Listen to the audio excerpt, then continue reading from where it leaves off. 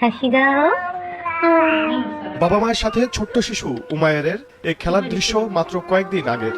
অবাক চোখে তাকিয়ে আধো আধো বলে সে গল্প করছে বাবা মায়ের সাথে। ছেলেটা কি গল্প করে? কিন্তু সে আনন্দ থেমে গেছে।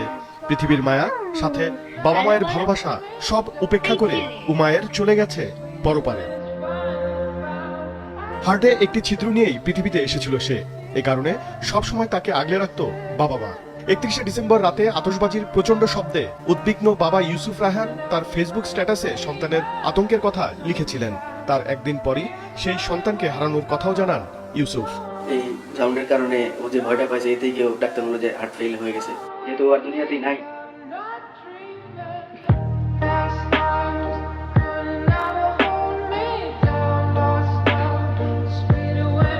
ছোট্ট উমায়েরকে হারিয়ে দিশেহারা তার পরিবার। বুকে চাপা কষ্ট নিয়ে কাঁদছেন তার মা।